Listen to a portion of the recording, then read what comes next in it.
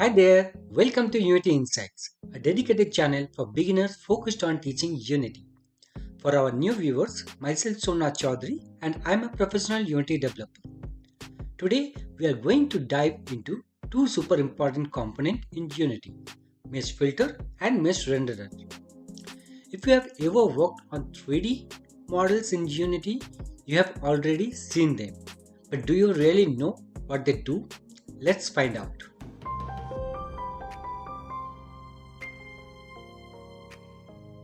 In Unity, whenever you create any 3D object like cube, sphere or any custom model, Unity automatically creates two components. One mesh filter, another is mesh renderer. Mesh filter tells Unity what shape of this object. Okay. And mesh renderer tells Unity how to draw the object. Right? So mesh filter you can consider as a blueprint of that object, and mesh renderer you can consider as a painting of that object. In other words, mesh renderer make it visible in your scene. So this mesh filter you cannot control anything, right? But mesh renderer you can disable it. So whenever you disable it, you can see in the scene the object is hiding. It's not visible. And the third component, it is optional. As of now, we can remove it. Now mesh renderer has several properties. Okay, so now first property is default material. You can see here. Now you can create your own material and you can assign it here. Second is lighting. Okay, there are multiple options like casting shadow. In casting shadow there is a drop down and you can see 4 options. Okay, there is off means it will not cast any shadow. On means it will cast shadow. Two-sided means both side it will cast shadow if it is one-sided or not. And shadow only means it will hide the game object but it will cast the shadow. Similarly, there is an option for receive shadow which says like whether this object will be receiving shadow or not. Next, we have a property called contribute global illumination. Okay, so if you turn this boolean on, right, so automatically here you can see your object would be static. As of now it is non-static, it was, but whenever you turned on it became static. So again let me turn off. Okay, and if you make this object static, so by default your contribute to global illumination will turn on. Okay, and now global illumination, it has two types.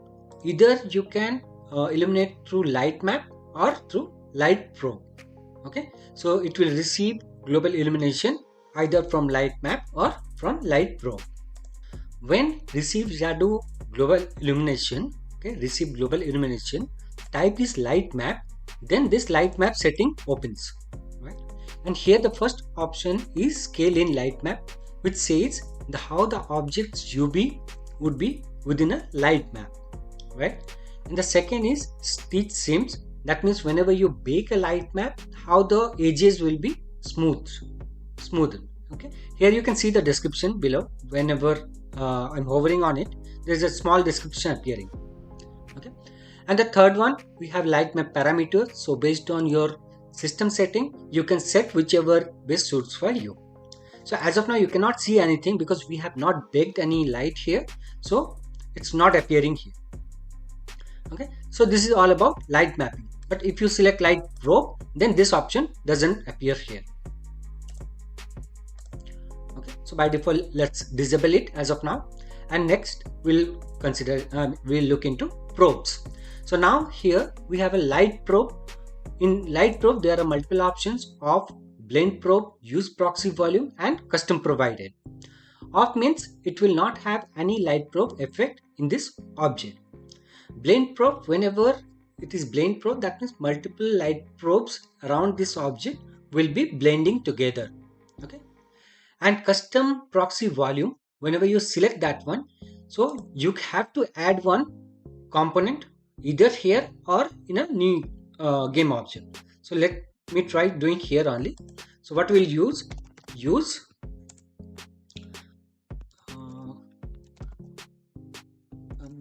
I'm not getting. Okay, so it would be proxy, sorry, my bad, proxy light probe volume. You can see it automatically. Now you can drag and drop it here. or it is in this object, so no need to do anything. But if we want, we can remove it, create a different empty game object, and here we can add that object light probe proxy volume, and then we can give a reference to this object, right? And this light setting will describe later. Okay, so as of now, let me delete it and go back to our setting. And so this is about proxy light volume. So proxy light means it's not lighting, but actually we are making a proxy of that light probe, proxy volume. And then custom provided means whenever you want to give a light probe through script, then you select this custom provided option. Okay. Next is reflection probe. So similar to light probe, whenever you use reflection probe, so that would be get affected from reflection probe. Okay. And here the property values you can set either off, that means the object will not have any reflection from reflection probe, or it will blend the probe, means if you have multiple reflection probe, it will blend both the reflection or multiple reflection probe and it will draw on it. Okay. Then reflection probe and skybox. So this option, mostly blend reflection probe, mostly we use during your interior scene. Like if you are making some scene where only you are showing the interior, in that case this blend probe will be useful. And blend probe and skybox, this will be useful whenever you are drawing some kind of exterior. So there you need to show some reflection from your skybox and all. So in that case, this option will be good. And simple means it would be simple, like it will have the simple effect of reflection probe. It will not blend or it will not do any skybox effect. Now next option is anchor override. So it takes a component as a transform. So let's create empty game object. Okay, this is my transform. Let me reset it to 0 position, right? So as of now, my cube is in 0 position. You can see it here. And similarly, this empty game object is also in 0 position. So what I can do, I can just set the empty game object somewhere in the corner. Let's say here, and from front view it is correct. Okay, now, and let me come back, all correct. So now in my cube I can just drag and drop this transform. So what this anchor override will do, so by default this game object will have a transform here. That means whenever any reflection, any light probe coming, so it will consider this as a center point and it will start calculating the distance from reflection or from light probe. But if you override that anchor point, so somewhere here, so now based on this point it will start calculating your light and reflection, right? And then there are some other options like additional setting where you have a motion vector. So this is basically really advanced topic. So as of now we will not go much into this details. If I have to give a brief overview about this additional setting, then motion vector is set whenever you need to track motion vector of this renderer, right? This cube renderer from per pixel to screen space motion.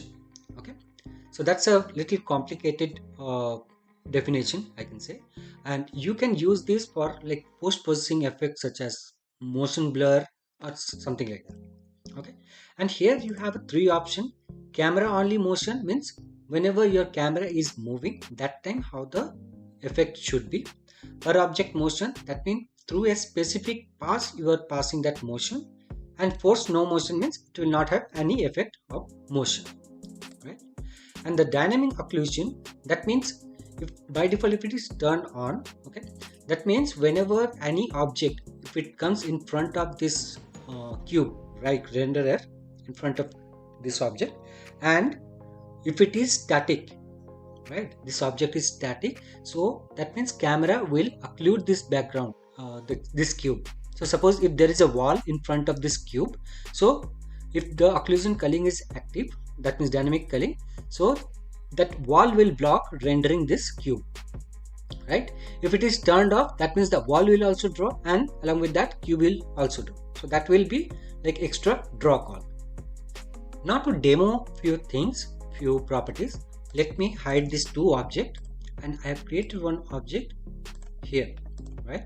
So inside this is an empty object, and inside that I have a cube, I have a sphere, okay, one floor, one wall, right? That is a quad, which is like facing back side. From this side you can see it is rendering, okay.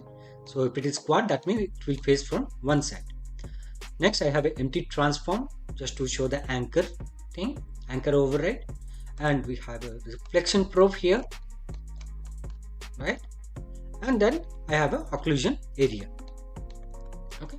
So now the thing is about this mesh filter, right? So what you can do, you can change the shape, right? As of now you can see mesh filter you cannot disable, but you can change the shape. So through script you can change the shape, or let me change it here only. I can show you it here. So let me select one capsule. So I have this many options, because by default Unity provides this many primitives. So from there, if I select this capsule, now you can see here it became capsule, okay. So material and all, it overrided. So whatever shape it is there, that is just a geometry, right, which will hold your vertex, edge and normal information about in this mesh filter, okay. And mesh renderer is about how to draw this in your scene. Now in mesh renderer I have created one material called steel, and I have applied here in this sphere, right? And this material you can see it's Autodesk interactive, okay. And here I have made it metallic full, so that's why it's becoming glossy. It's like mirror type effect, okay. So that's the effect here, and I have made like shadow on and off, right? So this, if I zoom it, Control F, sorry, if I press, now you can see here the shadows are falling, right? So now if I show it here, if I say no shadow, now you can see there is no shadow for the sphere, I mean the capsule, right? But for the cube still shadow is reflecting. So that is off. On means shadow will reflect. Two-sided.